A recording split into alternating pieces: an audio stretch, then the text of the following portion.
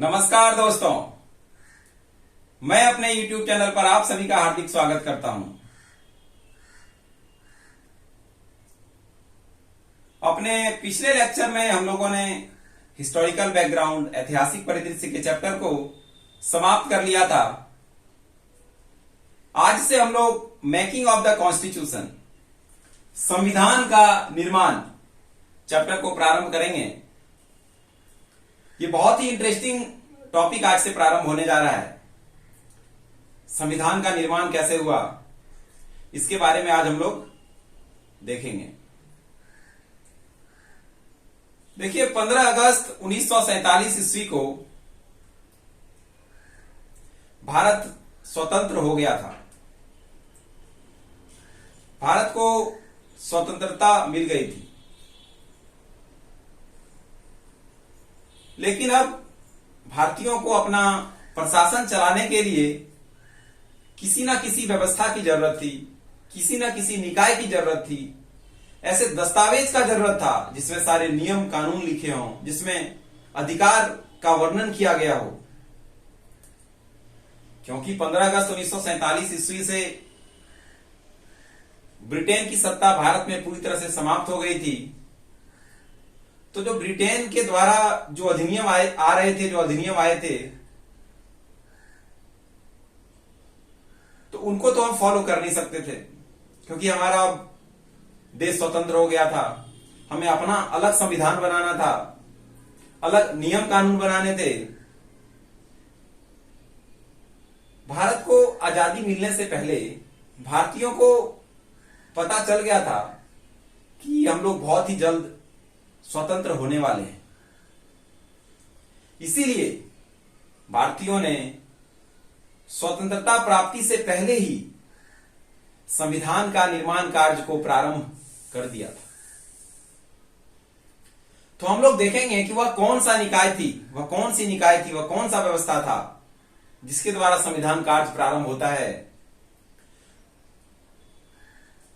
तो हम देखेंगे संविधान सभा के बारे में। वह जो निकाय थी संविधान सभा, तो यह कैसे आती है, गठन कैसे होता है, और ये फाइनली जाकर 26 नवंबर 1949 तक हमारा संविधान का निर्माण कैसे करती है।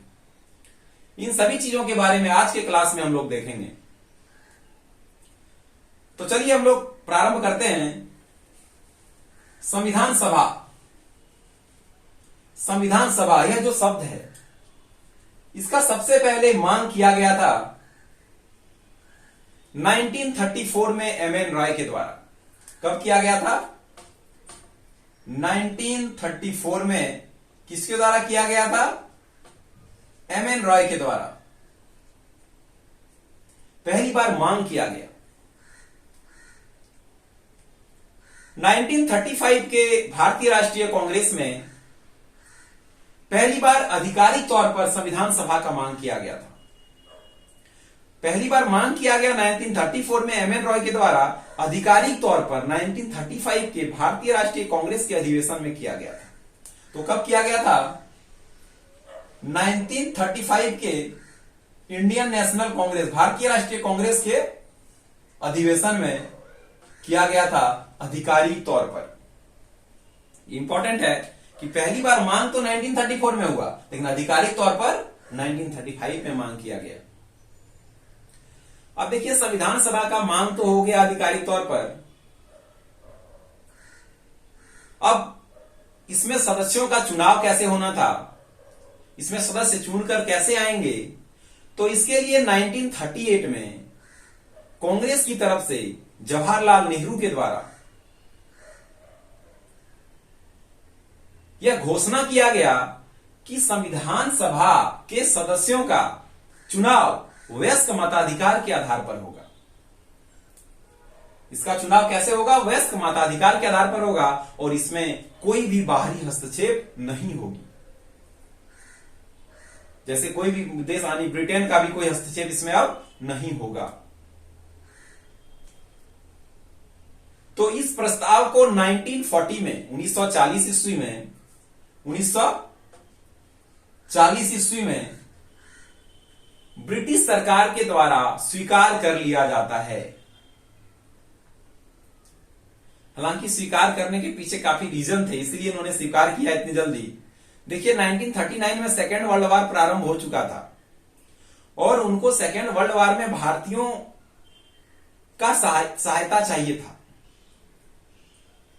दूसरी बात यह भी थी कि उनको यह लग रहा था कि कहीं भारतीय इस समय में विद्रोह ना कर दे, फिर उनको काफी दिक्कतों का सामना करना पड़ सकता था। इसीलिए उन्होंने जवाहरलाल नेहरू के द्वारा जो घोषणा किया गया उसे 1940 में स्वीकार कर लिया गया और इसे ही हम लोग अगस्त प्रस्ताव के नाम से जानते हैं। 1940 का अगस्त प्रस्ताव के नाम से जानते हैं।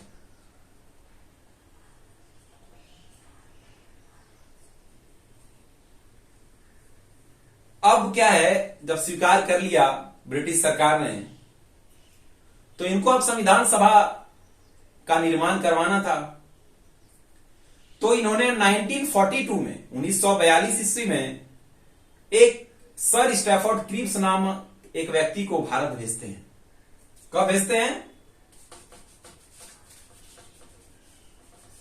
1942 में सर स्टैफोर्ड क्रिप्स नामक व्यक्ति को भारत भेजते हैं संविधान सभा का निर्माण करने के लिए। और यह संविधान सभा द्वितीय विश्व युद्ध के बाद खत्म होने के बाद लागू होती, लेकिन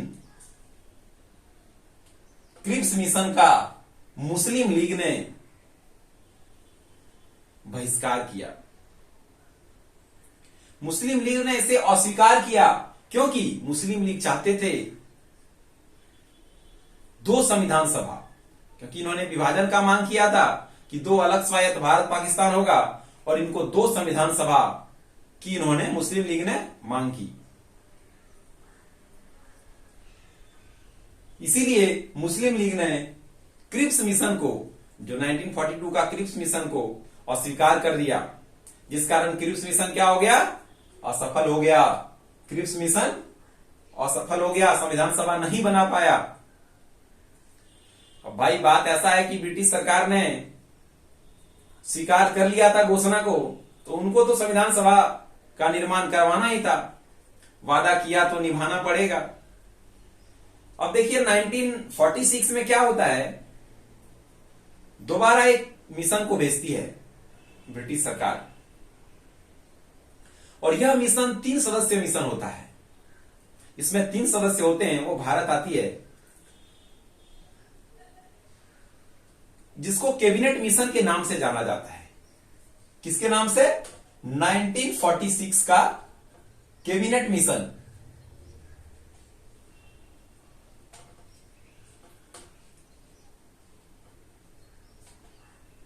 कैबिनेट मिशन के नाम से जाना जाता है।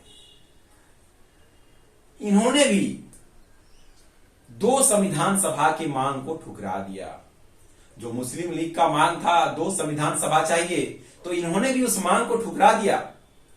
लेकिन इन्होंने इस कदर योजना रखी कि मुस्लिम लीग मानने को तैयार हो गए। मुस्लिम लीग ने स्वीकार कर लिया।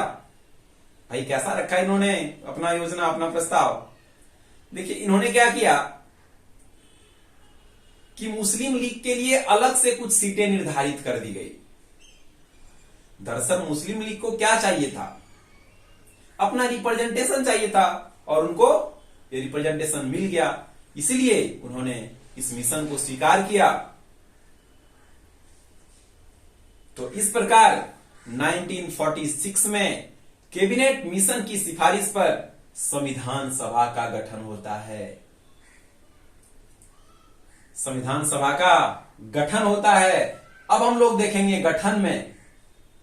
अब भाई गठन तो हो गया, अब इसमें कितने सदस्य होंगे, सदस्यों का चुनाव कैसे होगा, सदस्यों का निर्धारण कैसे होगा, कौन से सदस्य होंगे, तो इसके बारे में हम देखेंगे गठन में।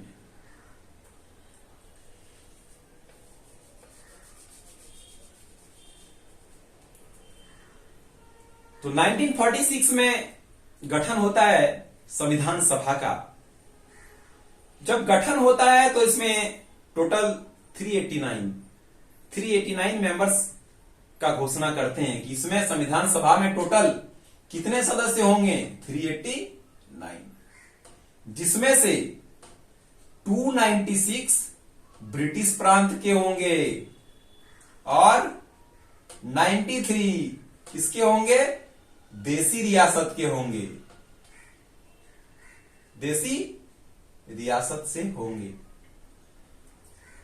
है ना। इसको डिवाइड कर दिया भाई, 296 जो होगा ब्रिटिश प्रांत से होगा, 93 देसी रियासत से होगा। अब देखिए 296 जो ब्रिटिश प्रांत से था, इसमें भी अब इसको भी दो भागों में बांटा। एक में 292 मेंबर्स होने थे जो गवर्नर के प्रांतों से चुने जाने थे, और दूसरे में जो 4 मेंबर थे वो चीफ कमिश्नर, मुख्य आयुक्त के प्रांतों से चुने जाने थे। तो इस प्रकार सीट का तो निर्धारण हो गया, इतना सीट होगा, इतना ब्रिटिश प्रांत से होगा, इतना देसी रियासत से होगा, उसमें से इतना गवर्नर के प्रांत से और इतना मुख्य आयुक्त के प्रांत से। भैया सीट का निर्धारण तो हो गया, लेकिन सीट कहां से, कितने सीट चुनकर जाएगी, ये जानना जरूरी है, और ये भी बताया इसमें।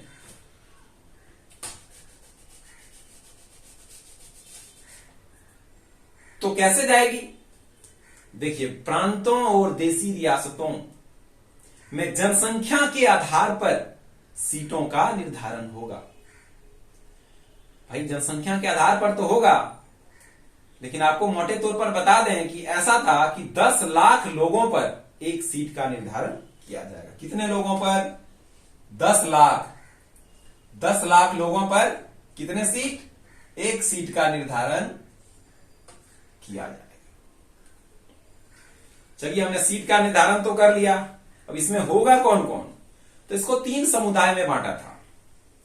एक सामान्य, जिसमें मुस्लिम और सिख नहीं थे, इनको छोड़कर सामान्य, दूसरा मुस्लिम और तीसरा सिख। ये 3 समुदाय में बांटा गया था। अब ये भी पता चल गया कि इसमें कौन होंगे। अब अगला है कि चुनाव होगा कैसे। तो जो प्रांत थे, प्रांत में उस समुदाय के लोगों द्वारा उनका चुनाव होना था। जिस भी समुदाय के लोग होते, उनका चुनाव उसी समुदाय के लोगों द्वारा होना था। किसमें? प्रांतों में। अब भाई हमारे पास 2 जगह के लोग हैं, एक प्रांतों के और एक देसी रियासत के। तो प्रांतों के लोग कैसे आ रहे हैं? तो उसी समुदाय के लोगों द्वारा चुनाव होके। लेकिन देसी रियासतों के लोग कैसे आएंगे? देसी रियासत के लोग कैसे आएंगे? तो देसी रियासत के प्रमुख द्वारा, जो उनका चीफ होगा, उनके द्वारा चुनकर संविधान सभा में भेजा जाएगा। तो देसी रियासत से कैसे आएंगे? उनके प्रमुख द्वारा चुना जाएगा और प्रमुख द्वारा चुनकर भेजा जाएगा। इसीलिए संविधान सभा को अंशतः नामित और अंशतः चुना, यानी क्या कहेंगे, निर्वाचित कहा जाता है। अंशतः नामित और अंशतः निर्वाचित कहा जाता है। किसको? संविधान सभा को।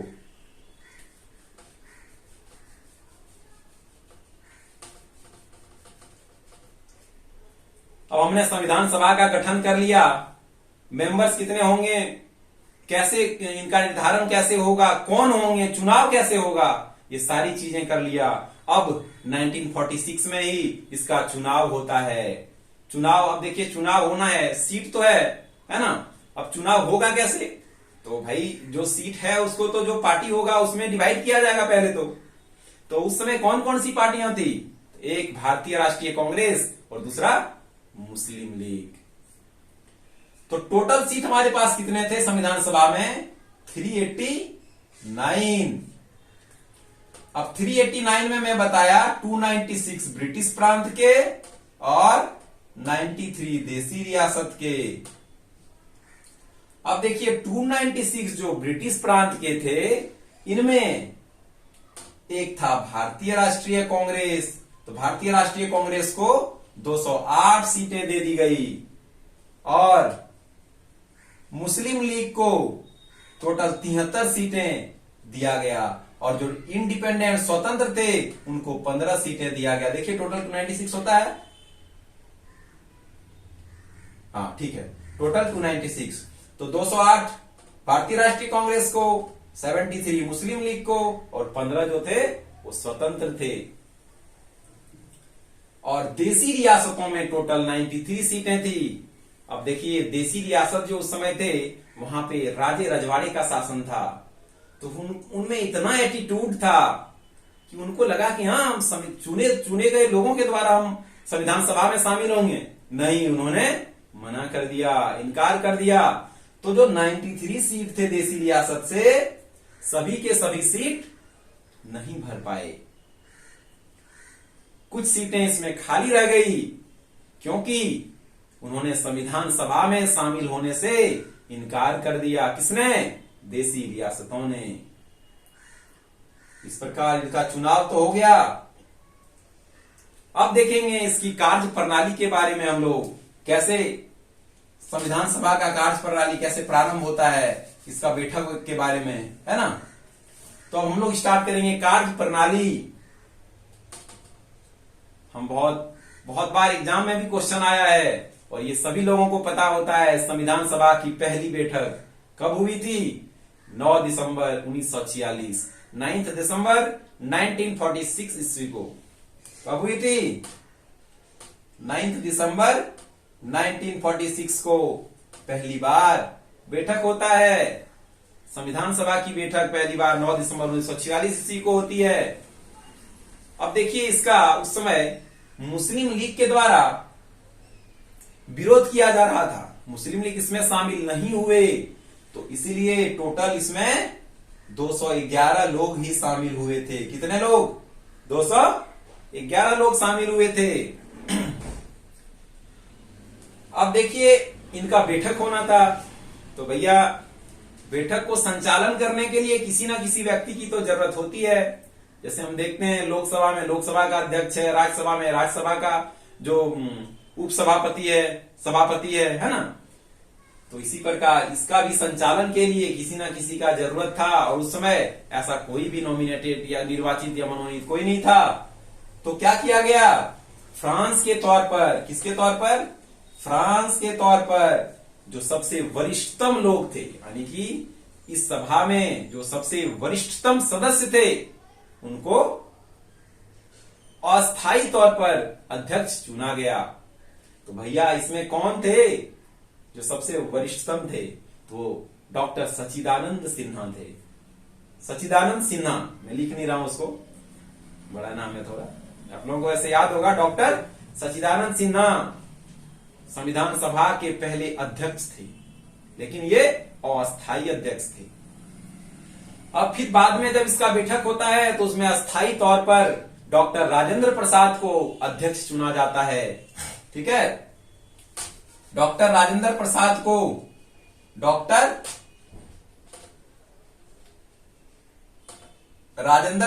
को अस्थायी तौर पर अध्यक्ष चुना जाता है। और इसके 2 उपाध्यक्ष होते हैं। कौन कौन?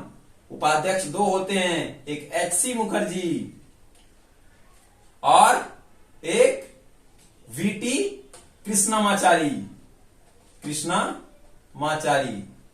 इसके 2 उपाध्यक्ष होते हैं। इसको याद रखना है, एग्जाम में क्वेश्चन आता है कि दोनों उपाध्यक्ष कौन कौन थे? एच.सी. मुखर्जी और वी.टी. कृष्णमाचारी। अब देखिए एक बहुत ही महत्वपूर्ण प्रस्ताव, बहुत ही महत्वपूर्ण इंसिडेंट, वो क्या था? उद्देश्य प्रस्ताव लिखा हुआ है।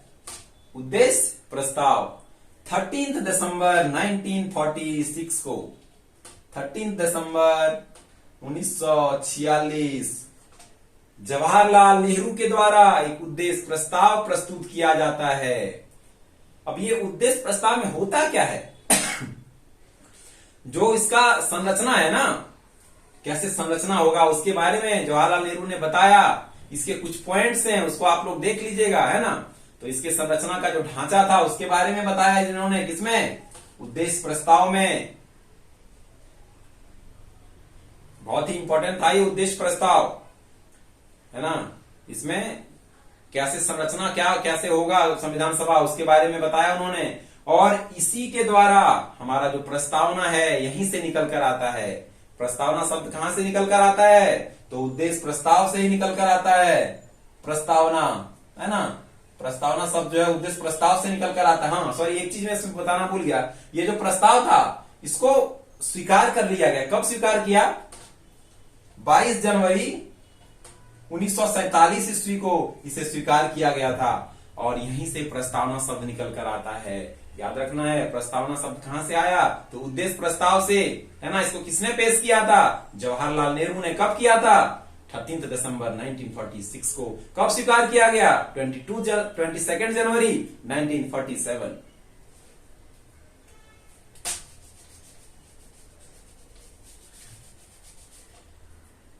अब देखिए, इसके बाद आता है स्वतंत्रता अधिनियम 1947, जिसको हम लोगों ने पढ़ चुका है। मैं उसमें जो छूटा हुआ था उसको मैं कुछ बता देता हूं इसमें कुछ पॉइंट। जैसे देखिए, मैंने बताया जब चुनाव हो रहा था संविधान सभा का, उस समय देसी रियासत के लोग शामिल होने से इनकार कर रहे थे। लेकिन जब माउंटबेटन योजना आता है 3 जून 1947 ईस्वी को माउंटबेटन प्लान, है ना, प्रस्तुत होता है, उसके बाद से धीरे धीरे देसी रियासत संविधान सभा में शामिल होने लगे थे, है ना, याद रखना है।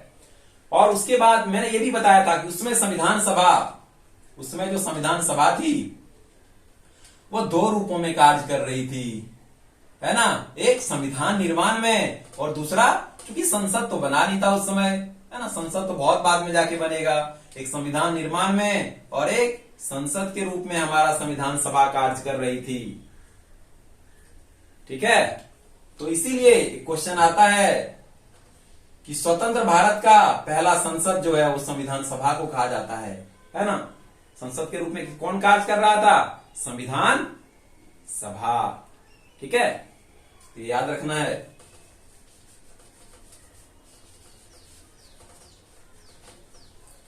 अब उसके बाद देखिए इसमें क्या होता है, भारत के मुस्लिम लीग तो शामिल थे, लेकिन पाकिस्तान के जो मुस्लिम लीग थे वो इसमें शामिल नहीं थे। तो अब क्या है, टोटल 389 मेंबर था उस समय, है ना। अब जाके घटकर कितना हो जाता है? मात्र 299 मेंबर हो जाता है। ठीक है, टोटल कितने मेंबर हो जाते हैं? अब 299 मेंबर रह जाते हैं। अब इसके बाद हम लोग क्या देखेंगे? अन्य तथ्य। अन्य तथ्य में क्या है? देखिए, ये राष्ट्र ध्वज, ये सब क्या है, वनडे एग्जाम में क्वेश्चंस आते हैं। राष्ट्र ध्वज, राष्ट्र ध्वज को कब अपनाया गया था? राष्ट्र ध्वज को कब अपनाया गया था? 22 जुलाई 1947 ईस्वी को राष्ट्र ध्वज को अपनाया गया। अगला क्या है? राष्ट्रीय गान। देखिए, राष्ट्रीय गान और राष्ट्रीय गीत दोनों को एक ही दिन अपनाया गया था। कब? 24 जनवरी 1950 को। गान को भी और गीत को भी, दोनों को सेम डे अपनाया गया था। अगला क्या है? राष्ट्रपति। देखिए, हमारा संविधान बन गया, अब संसद का गठन जाके 1951-52 में होगा ना, वहां से पहला चुनाव हमारा होता है प्रारंभ। तो तब तक राष्ट्रपति का जो गठन हुआ था, डॉक्टर राजेंद्र प्रसाद राष्ट्रपति बने थे, तो संविधान सभा ने ही उनको राष्ट्रपति बनाया था, है ना। तो राष्ट्रपति का गठन पहला जो हुआ था वो संविधान सभा के द्वारा ही चुना गया था राष्ट्रपति को। कब? 24 जनवरी 1950 ईस्वी को। तो ये सारी चीजें थी। अब देखिए, इसमें पूछा जाता है कि संविधान बनने में कितना समय लगा। तो लगे, कितने समय लगे थे? इस मैक्सिमम सभी लोगों को पता होता है। कितना समय लगा था? 2 साल 11 महीना और 18 दिन, जिसमें टोटल 114 दिन बहसें हुई थी। 114 दिन बहस हुआ था। कितने खर्च हुए थे?